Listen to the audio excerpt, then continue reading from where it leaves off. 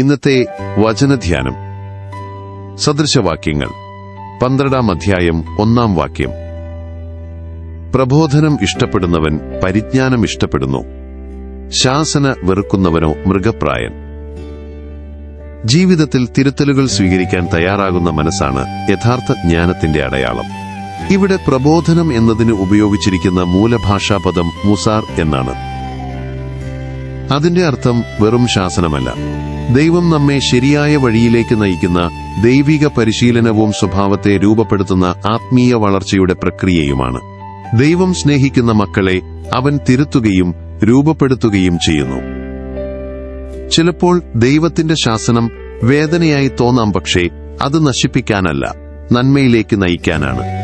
ഒരു പിതാവ് തന്റെ മകനെ സ്നേഹത്തോടെ വളർത്തുന്നതുപോലെ ദൈവവും നമ്മെ ആത്മീയ പക്വതയിലേക്ക് കൈപിടിച്ചു നടത്തുന്നു.